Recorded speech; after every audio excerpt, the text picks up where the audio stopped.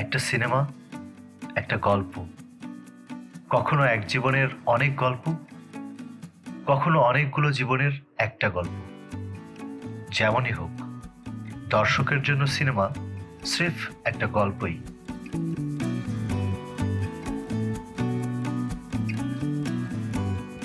কারো কারো জীবনের গল্প কখনো সিনেমা হয়ে যায়,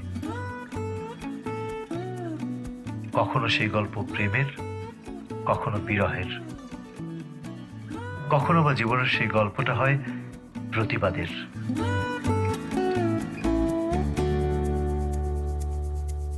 আবার কারো কারো পুরো জীবনটাই একটা গল্প, অথবা সিনেমায় জীবন। ওই ভাই, সেট রেডি।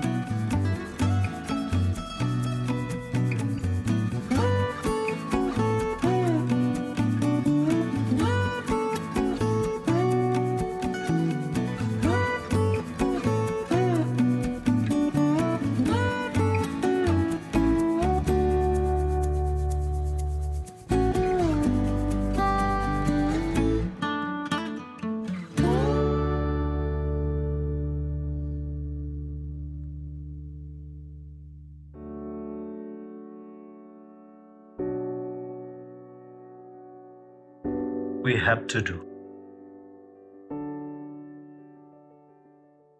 কনসিকোয়েন্সগুলোর কথা ভাবছি।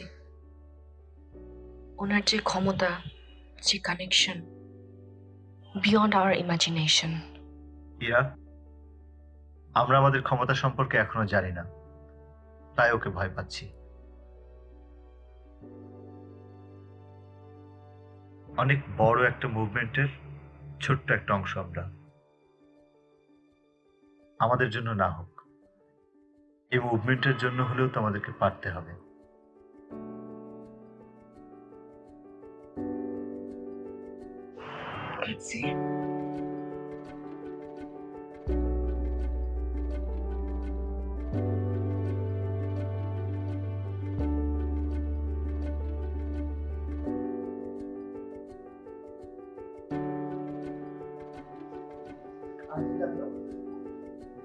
রেডি আমরা?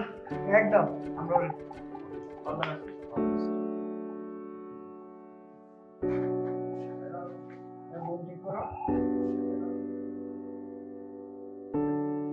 One animal harmed by this shoot. Scene 1, take 1, roll 2. সবাইকে শুভেচ্ছা।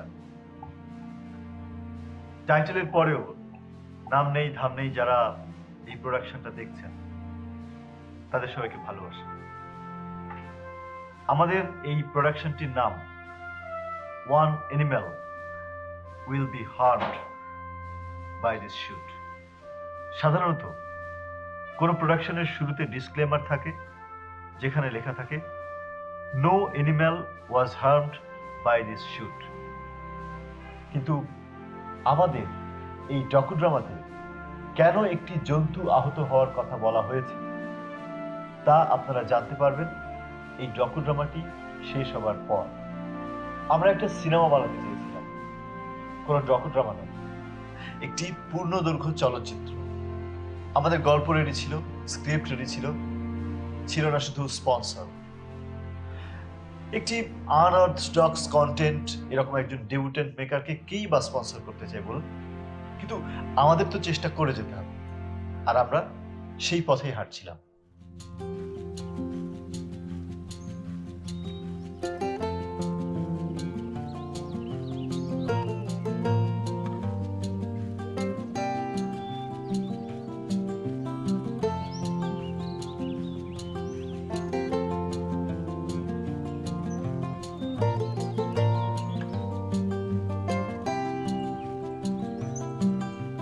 লাঞ্চ করেছো?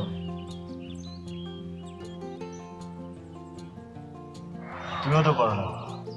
আমি ওই সকালবেলা বের হওয়ার সময় খেয়ে এসেছিলাম।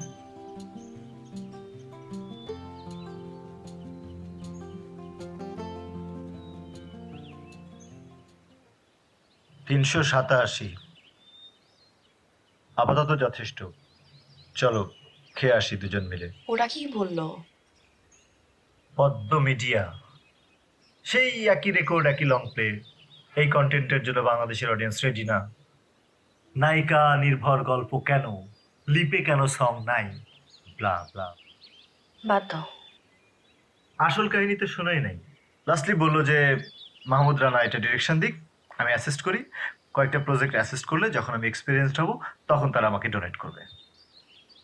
আরে একটা ফিল্ম মেকিং এর ডিগ্রি এখানে কোনো ভ্যালুই অ্যাড করে না। জাস্ট 4টা চেজিং, 3টা গান, 2টা বেড সিন আর 20 বছরের পিতৃহত্যার প্রতিশোধ। That's all.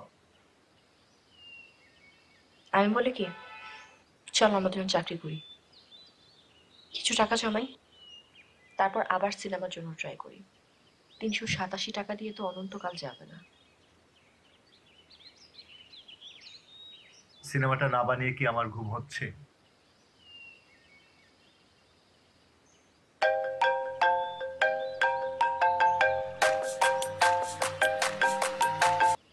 হ্যাঁ মিশুক বল। কোথায় তুমি? এই তো পার্কে। আচ্ছা, 1 ঘন্টার মতো মাসুক ভাইয়ের অফিসে যাও। মাসুক ভাইয়ের সাথে তোমার প্রজেক্টের ব্যাপারে কথা বলছিলাম, উনি বসতে যাচ্ছে। আচ্ছা, এখন রওনা হলে তুমি 1 ঘন্টার ভিতরে যাইতে পারবা?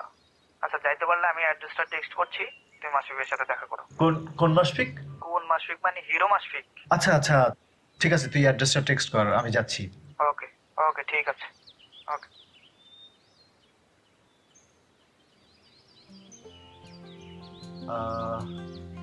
ওই যে হিরো মাসফিক স্ক্রিপ্টটা নিয়ে বসতে চাই।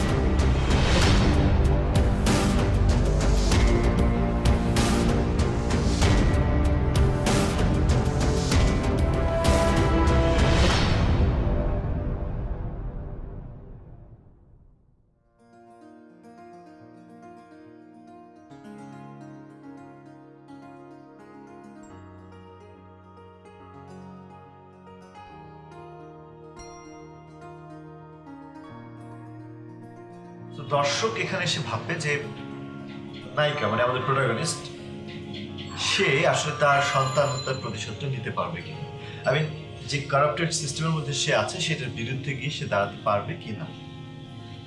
And that's that.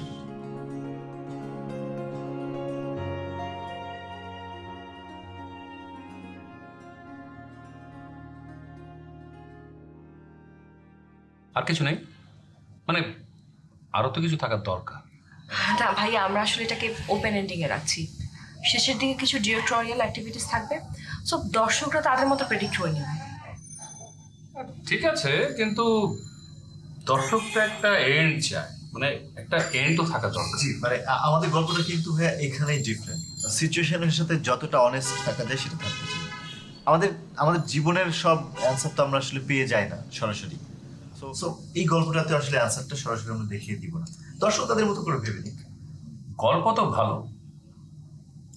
আহ, তুমি লিখেছো তাই তো?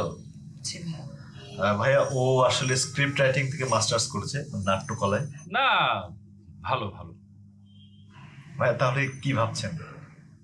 আমি তো সবসময় কন্টেন্ট বেস সিনেমার পক্ষে। তুই আমার ক্যারিয়ারের দিকে তাকালেই বুঝবে। রসিক ড্রাইভার, অমানুষের আস্তানা, ঘাঁটি দেশি লাভ, প্রতিশোধের আগুন, জলে দাও দাও, সবগুলোই সিনেমা কিন্তু কন্টেন্ট বেস ছিল। আমি আসলে সবসময় কন্টেন্ট, আর তোমার গল্পে আমি কন্টেন্ট পেয়েছি। I like it. আমি কাজটা করব। Alright, thank you. আসলে ভাইয়া আমরা আসলে ফিনান্সের কথাটা বলছিলাম, ওটা জিজ্ঞেস করছিলাম। হ্যাঁ, আমিও সেটাই বলছি, আমি ফিনান্স করব। আরে এখন দিন বদলে গেছে, এখন লোকজন কন্টেন্ট বেসড গল্পই খোঁজে, আর মাশফিক সবসময় এই ধরনের গল্পের পাশেই থাকে। Thank you so much. আচ্ছা, স্ক্রিপ্ট তো রেডি, কিন্তু কাস্টিং? অ্যাকচুয়ালি আমরা ফিনান্সটা ফাইনাল না হওয়া পর্যন্ত আসলে কাস্টিং এভাবে ভাবতে পারছিলাম না। সো আর এই যে পেয়েছো, এখন আর দেরি করো না, আমাদের হাতে একদম সময় নেই। রাহি, মিমি, মারিয়া, ওদের একজনকে নিয়ে নাও। ছবি হিট করার জন্য ওদের কোনো বিকল্প নেই। আই থিঙ্ক তোমার ছবিটা হিট করবে, so don't let.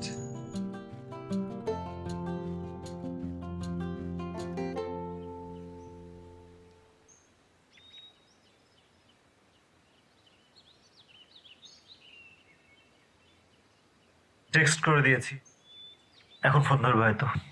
I hope so. আচ্ছা আমি না একটা জিনিস বুঝি না, এই ফোন রিসিভ না করাটা কি ধরনের স্টারডম? দেখ বাবা, তুই স্টার, তোর নাম্বার খুঁজে পাইতে একটা মানুষের যথেষ্ট কষ্ট করা লাগে। এত কষ্ট করে যে মানুষটা তোকে ফোন দিচ্ছে সে নিশ্চয়ই তোকে কোনো কাজে ফোন দিচ্ছে। আমি বুঝি না কিছুই। ওদের একটা সিম্পল থিওরি আছে। থিওরিটা হচ্ছে যে তুমি যদি অ্যাভেলেবেল হয়ে যাও তাহলে তুমি স্টার না। সো অবশ্য মিমি একটু ডিফারেন্ট শুনছি, ও নাকি কল ধরে কথা বলে, এখন দেখা যাক। এই যে বলতে বলতে আপু, আসসালামু আলাইকুম। আপু কেমন আছেন? জি ভাইয়া, ভালো। আপু একটা বিষয় নিয়ে আসলে কথা বলতে চাচ্ছিলাম, মানে একটা স্ক্রিপ্ট নিয়ে আসলে কথা বলতে চাচ্ছিলাম আপনার সাথে। স্ক্রিপ্টটা একদম ফুললি রেডি, আর এটার ফাইন্যান্সার রেডি, আর main hero lock. Main hero লাভ মানে কাকে নিচ্ছেন? মাশফিক খান।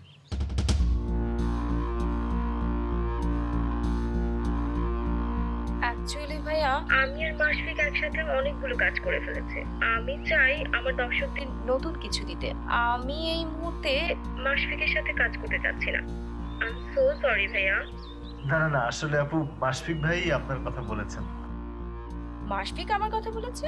ওয়াও। দেখেন ভাইয়া, আমি আর মাশফিক তো অনেক ছবি করেছি, আর আমাদের ম্যাক্সিমাম ফিল্মগুলো ছিল সুপারহিট। আমাদের জুটিটাও খুবই জনপ্রিয় ছিল, এজন্য হয়তো মাশফিক চাচ্ছে আরো মুভি একসাথে করতে। কিন্তু ভাইয়া, আগামী 1 বছরে আমার নতুন কাজে কোনো শিডিউল ফাঁকা নেই যে। আপু আপনি যদি একটু স্ক্রিপ্টটা শুনতেন, মানে আমি বলতে চাচ্ছি যে আপনি ইন্টারেস্টেড হবেন, মানে ফিমেল লিড তো, সো জানেনই তো, অলরেডি বেগম রোকেয়া নামের বারবিকে আমি ফিল্ম লিডের ক্যারেক্টার করছি। আগামী নারী দিবসেই হয়তো রিলিজ পাবে, আর কোনো ঝুঁকি নিতে চাচ্ছি না। মাশফিকের সাথে তো নয়। সরি ভাইয়া।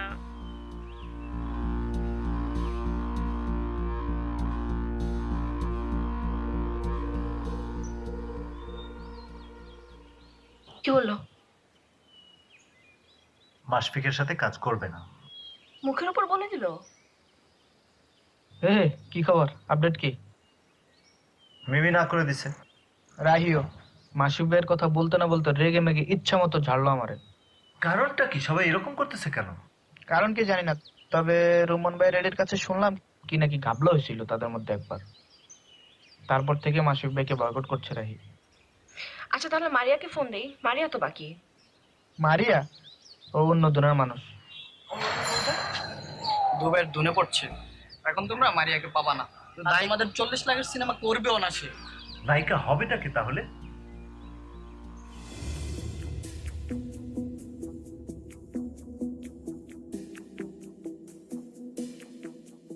এদের একটা কেউ নেব না। মাল্টিপ্লেক্সে 2-4টা হিট দিয়ে নিজেকে সুপারস্টার ভাবা শুরু করেছে। আরে সুপারস্টার হওয়া তো সোজা, সিঙ্গেল স্ক্রিনে হিট দিলে সুপারস্টার হওয়া যায়। Back to back superstar hit দিয়ে আমি আজকের এই অবস্থানে এসেছি। তোমাকে নতুন পেয়ে ভাব দেখায়। সবার আসলে আপনার প্রতি না না, আসলেই ঠিক বলেছেন। আমার মনে হয় প্রথম দিকে যারা এরকম বলছে তাদেরকে ছাড়াই আমাদের ভাবা উচিত। তাহলে নাটকের কাউকে নেন, নাজমিনের সাথে এখন হিট যাচ্ছে। Over exposed. 500 টাকার ডিশ বিল আর 19 টাকায় 1 জিবি দিয়ে যাকে সারা মাস দেখা যায়, তাকে 200 টাকার টিকিট দিয়ে কি হলে দেখতে আসবে? কি বলছেন? তাহলে কি আমরা র্যাম্পের দিকে যাব? র্যাম্পের কাউকে নেব? নো, ওরা ফটোশুটের এক্সপ্রেশন দেয়, হাঁটা ছাড়া কিচ্ছু পারে না।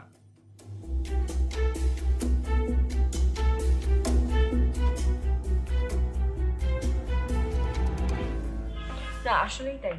আর আমাদের এই গল্পের জন্য আমাদের এমন একজন অ্যাক্ট্রেসকে দরকার যে ভালো অভিনয় করে, আর এরকম একটা আনকনভেনশনাল গল্পে বিশ্বাস করবে, সেরকম একটা ইন্টেলেকচুয়ালিটিও থাকা দরকার। আর ওই র্যাম্পের মেয়েদের যে ফিগার বা হচ্ছে যে অ্যাটিটিউড, এটা কোনোটাই আমাদের দরকার নেই। একটা মেয়ে, একজন নারী, মেয়ে না,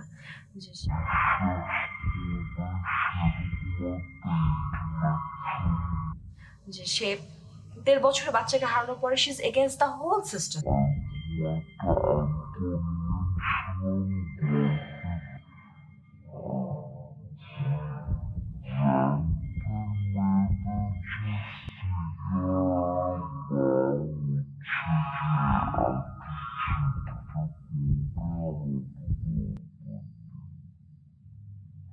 হোল্ড।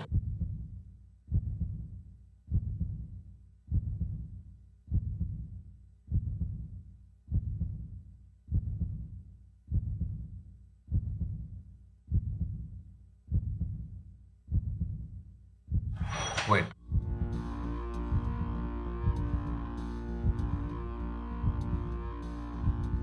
তোমার হাইট কত?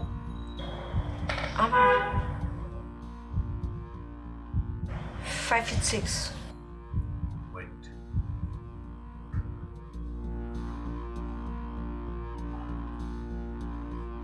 তুমি দাঁড়াও, তুমি দাঁড়াও, দাঁড়াও, দাঁড়াও, একটু দাঁড়াও।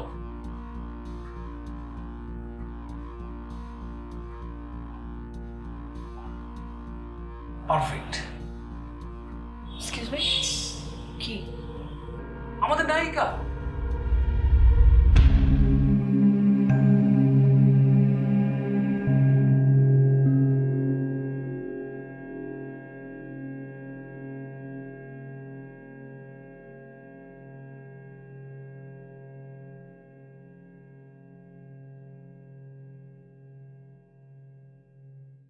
তুমি না করতেছো কেন? আমি কি ঘোড়ার আন্ডার অ্যাক্টিং করব? কেন তুমি থিয়েটার ডিপার্টমেন্টে পড়ো নাই? এক্সকিউজ মি, আমার স্ক্রিপ্টিং এ মাস্টার্স ছিল, অ্যাক্টিং এ না। মাস্টার্স স্ক্রিপ্টিং এ হলে কি হয়েছে? তুমি বাকি অনার্সের 4 বছর অ্যাক্টিং করছো না? করছো তো। থিয়েটার অ্যাক্টিং আর ফিচার্ড অ্যাক্টিং দুটো কমপ্লিটলি আলাদা জিনিস। আমি জানি টেকনিক্যালি এটা আলাদা, কিন্তু অ্যাক্টিং এর মূল বিষয়টা তো একই, তাই না? তুমি তো জানোই সেটা। অ্যাক্টিং যদি এত সহজ কাজ হতো তাহলে এত নন প্রফেশনাল স্টাফ থাকতো না দেশে। ইরা, আমি জানি যে এই চরিত্রটা তোমার চেয়ে কেউ ভালো জানে না, কারণ তুমি এটাকে জন্ম দিয়েছো, তুমি এটাকে বড় করেছো। তোমার চেয়ে এই চরিত্রের ইনারে আর কেউ ভালো যেতে পারবে না। কিন্তু না, আমার প্রতি তোমার ভরসা আছে, বিশ্বাস আছে? এই প্রশ্ন এখানে কোত্থেকে আসলো? আমি যেটা জিজ্ঞেস করছি উত্তর দাও। আচ্ছা, আমারও আছে তোমার উপরে বিশ্বাস। আমি জানি যে তুমি এটা সবচেয়ে ভালো পারবে।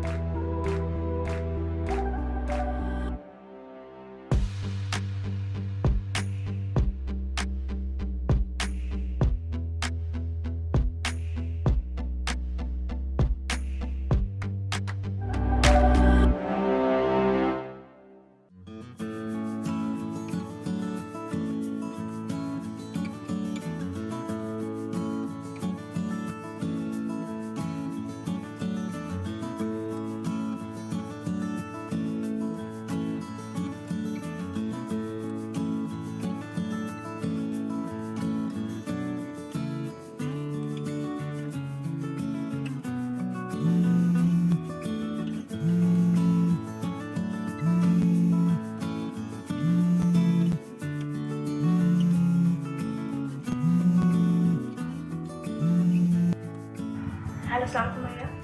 কি খবর? আমার নায়িকা কি করছে? না মানে আরে কি অদ্ভুত, তুমি এমন ভাইয়া ভাইয়া কেন করো? Come on, it's not fair. তুমি আমার নায়িকা আর আমি তোমার নায়ক। আরে আমাদের মধ্যে এমন দূরত্ব থাকলে হবে? না মানে ভাইয়া বুঝতে পেরেছি। আচ্ছা ঠিক আছে, শোনো, তোমার সাথে আমার জরুরি কথা আছে, কাল একবার এসো। হ্যাঁ? আরে কি হলো, চুপ কেন? না ঠিক আছে ভাইয়া, আমি কালকে আপনাকে ফোন দেব। হ্যাঁ ঠিক আছে, মনে থাকে যেন। হ্যাঁ হ্যাঁ, গুড নাইট, ভালো থেকো নায়িকা। ওকে।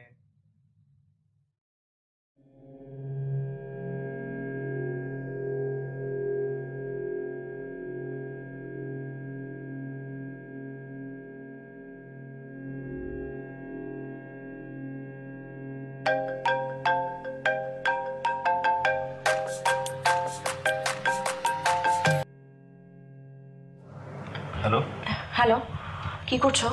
এই তো স্ক্রিপ্ট নিয়ে কাজ করি।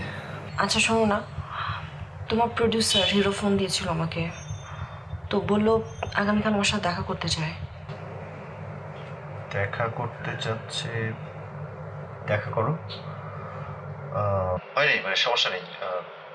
তোমার তো তোমার উপর আমার ভরসা আছে, কিন্তু জাস্ট হ্যান্ডেল উইথ কেয়ার।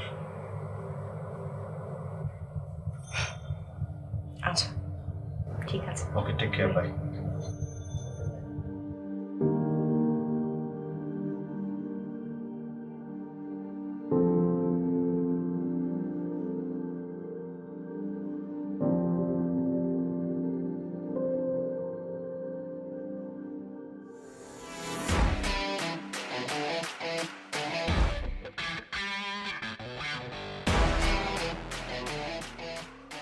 আচ্ছা ইরা, তুমি কি কখনো মিট দ্য প্রেস অ্যাটেন্ড করেছো? না ভাইয়া, আমি তো প্রফেশনাল নায়িকা। নো ওয়ারিজ, এখন থেকে আমি আছি তোমার সাথে, তোমাকে আমি দেশের 1 নম্বর নায়িকা বানাবো, ঠিক আছে?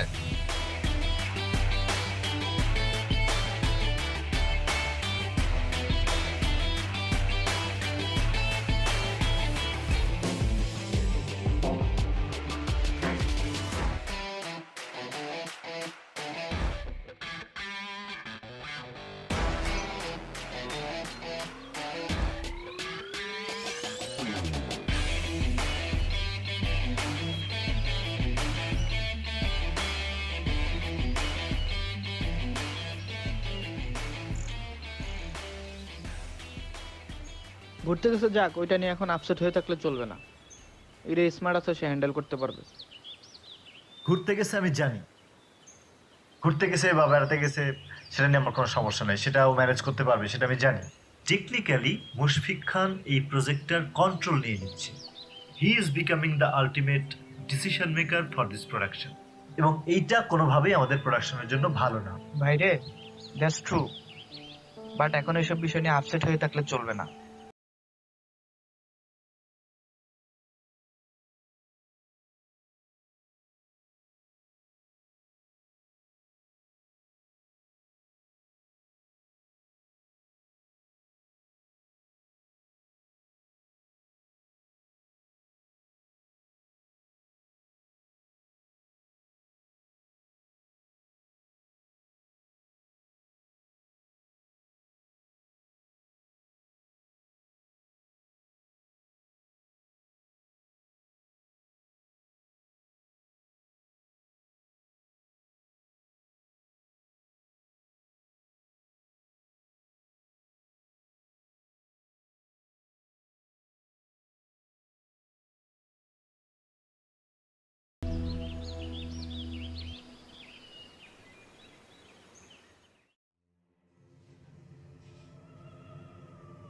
যে ব্যক্তি খাবারে ভেজাল মিশিয়েছে সে দায়ী।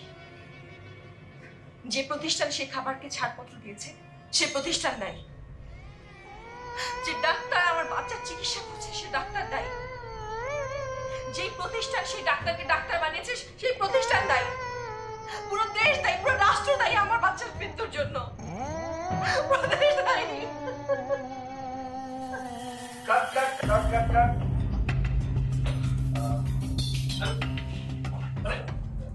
মানে কি হচ্ছে? ভাইয়া যেটা প্ল্যান ছিল, স্ক্রিপ্টে যেটা ছিল আর কি, যে শুধু মাথায় হাত তো এখন আসলে কিন্তু মানে সিচুয়েশন তো একটা হাক ডিমান্ড করে। না না ভাইয়া, আর বুঝলাম না, মানে তুমি এভাবে ক্যারেক্টার ছেড়ে দিলে কেন? মানে কি সমস্যা? ভাইয়া স্ক্রিপ্টে হাগ লেখা ছিল না। আশ্চর্য, স্ক্রিপ্টে কি মানে সবকিছু লেখা থাকবে? মানে স্ক্রিপ্ট কি বাইবেল? না মানে আগে থেকে বলে দিলে বুঝতাম আর কি। আমি ভাবলাম আশ্চর্য, মানে তোমার ভাবনার মতো তো সবকিছু হবে না, তাই না? মানে তুমি যদি এখন আমাকে হাজবেন্ড ফিল করতে না পারো তাহলে অ্যাক্টিংটা করবে কিভাবে? মানে কাজটা হবে কিভাবে? না ভাইয়া ছিল। কোথায় মানে এভাবে অ্যাক্টিং হয় না। হ্যাঁ ঠিক আছে, মানে তুমি এখনো আমাকে হাজবেন্ড ফিল করতে পারো না, তোমার ভিতর থেকে আসছে না, মানে জোর করতে অ্যাক্টিং হয় না, শুধু শুধু এভাবে হয় না, মানে আমি মানে পারবো না এভাবে।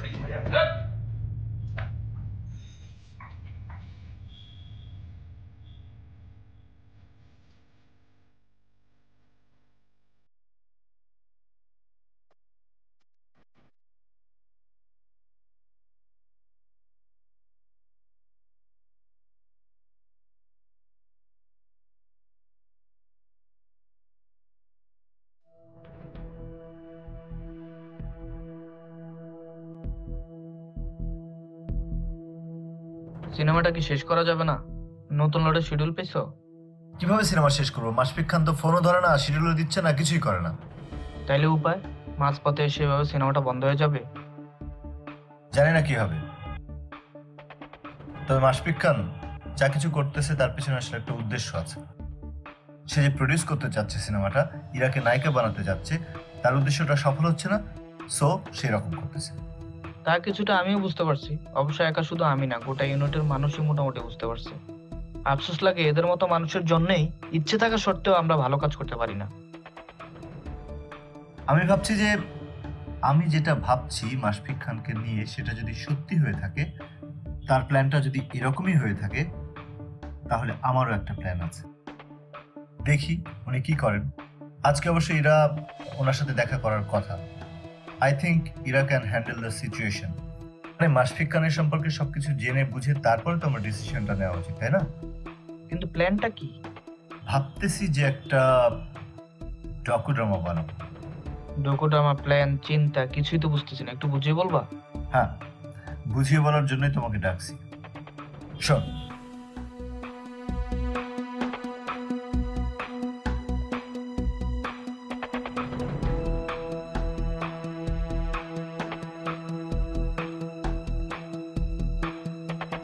আরে না, রাখো তো। এরা দুদিনের মেয়ে, ইন্ডাস্ট্রিতে ঢোকার আগেই বাতিলের খাতায় চলে যাবে, ঠিক আছে?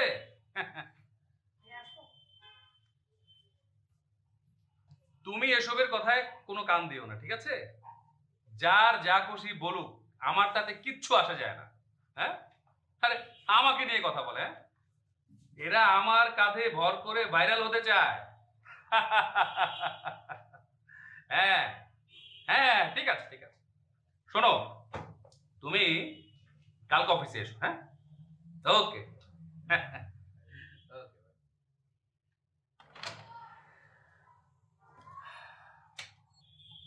তারপর কি অবস্থা? ভালো ভাইয়া।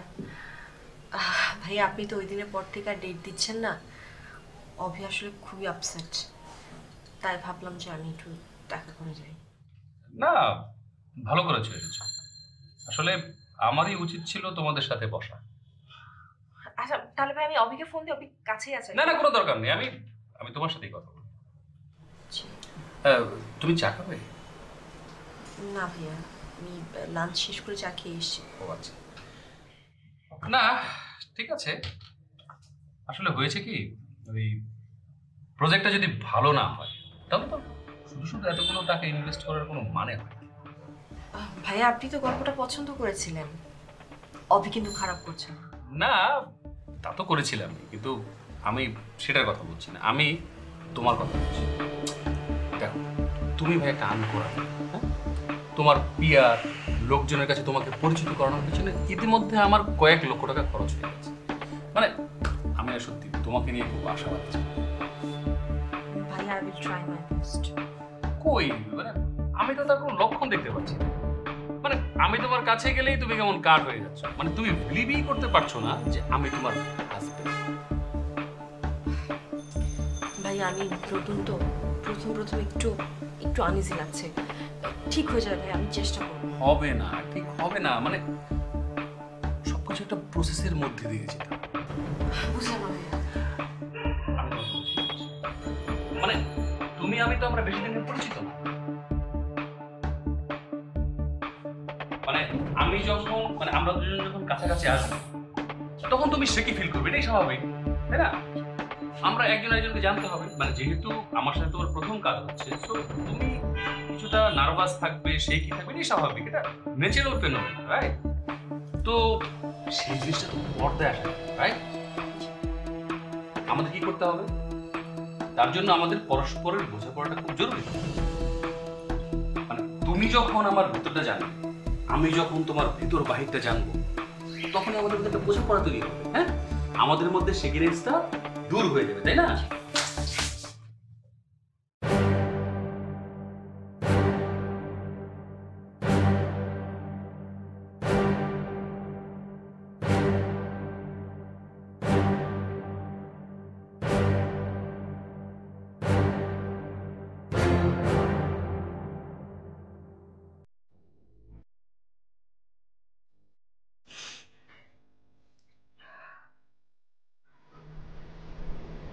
কি ভাবছেন? তারপর কি হলো? যে ফিচার ফিল্মটা আমরা বানাতে চেয়েছিলাম সেটার কাজ ওখানেই থেমে গেল। আমাদের ফার্স্ট ফিচার ফিল্ম। কিন্তু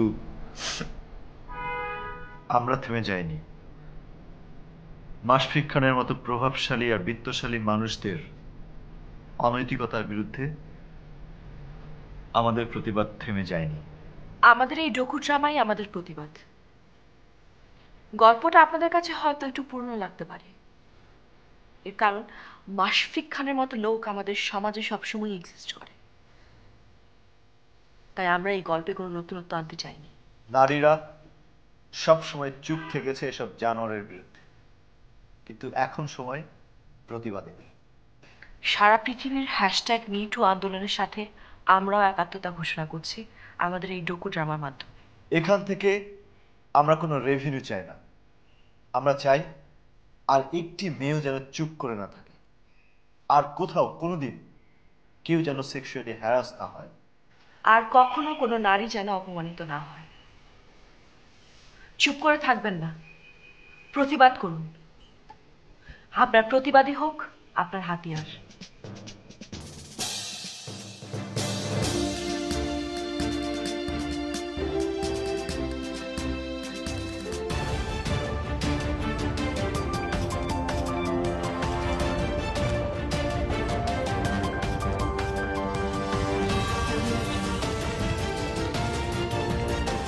চিত্রনায়ক মাশফিক খানের বিরুদ্ধে যৌন হয়রানির অভিযোগ উঠেছে।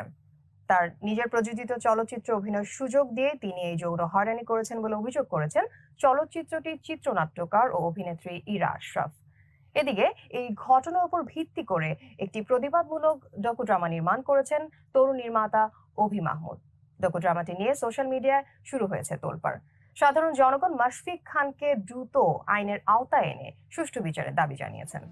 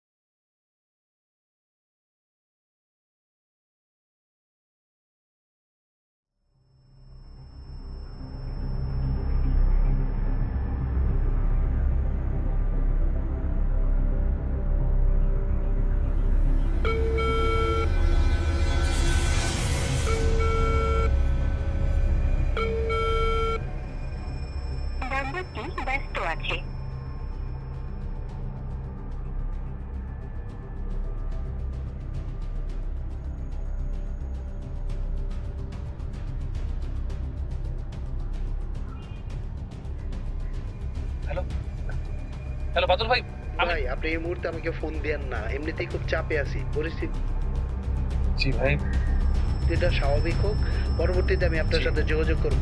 আপনি নিজেও একটু সেফ থাকবেন।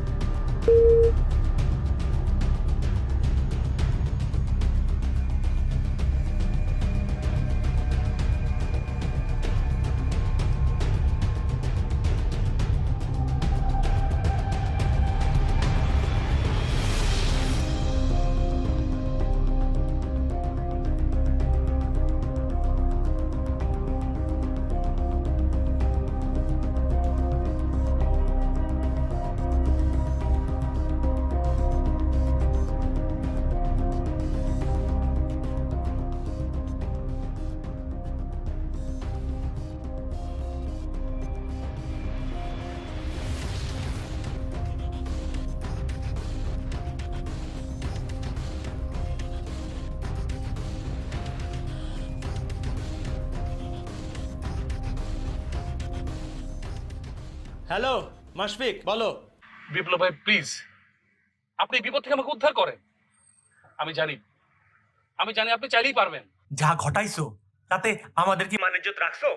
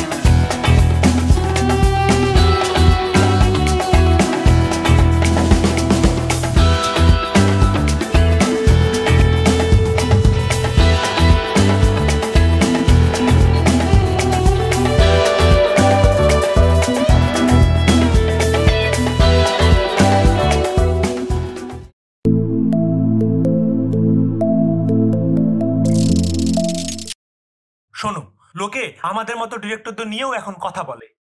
সাংবাদিকরা বলতেছে তোমাকে লাই দিয়ে মাথা উঠাইছি এবং স্টার বানাইছি। বিপ্লব ভাই সব মিথ্যে নাটক, আমার বিরুদ্ধে একটা চক্র পরিকল্পনা করে সব করছে। আমি এদের কাউকেই ছাড়বো না। যে অবস্থা হয়েছে ইন্ডাস্ট্রিতে, এখন প্রোডাকশন বয় থেকে পাসিং আর্টিস্ট পর্যন্ত তোমাকে নিয়ে হাসাহাসি করে। আর জানো তো এখন তো ফিল্মের অবস্থাও খুব একটা ভালো না। এই পরিস্থিতিতে তোমার এই ঘটনাটা ঘটানো ঠিক হয় নাই। You know big brother and big director also. ভাই আমি জানি আপনার কথায় কাজ হবে, আপনি বললেই হয়ে যাবে। নতুন পুরাতন কোনো প্রোডিউসার আমার ফোন ধরতে চাইছেন আপনি। ভাই please do something for me. আর শোনো, আমার নেক্সট ফিল্মটা তোমাকে দিয়ে আর হচ্ছে না। তোমার সাথে যে চুক্তিটা হয়েছিল তার সাইনিং মানিটা প্রোডিউসারকে ফেরত দিয়ে দিও। প্রোডিউসার এখন আর তোমার সাথে সিনেমাটা করতে রাজি না। শুনলাম প্রোডিউসার সমিতি, ডিরেক্টর সমিতি, শিল্পী সমিতি সব সমিতি থেকে তোমাকে নাকি বয়কট করছে। জানো তো এটা এখন আর ডিরেক্টরস মিডিয়া না, এটা হয়ে গেছে প্রোডিউসার্স মিডিয়া। প্রোডিউসাররা যা বলবে তাই হবে। শোনো, এখন তো অবস্থা খুব একটা ভালো না। তুমি এরকম ঘোরাঘুরি না করে কয়েকদিনের জন্য আন্ডারগ্রাউন্ডে চলে যাও, তারপর দেখো সবকিছু ঠান্ডা ঠান্ডা হলে তারপর না হয় একটা কিছু দেখি কি করা যায়। আমাকে আর এর মাঝে ফোন টোন করো না, হ্যাঁ? ঠিক আছে ভাই, ভালো থাকো তাহলে। খোদা হাফেজ।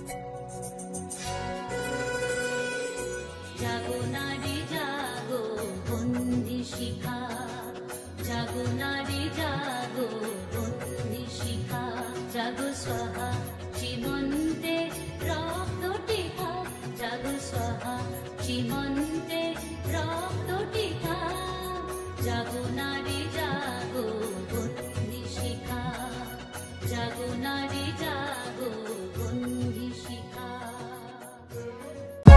For more updates, subscribe and press the bell icon on YouTube app and never miss another update.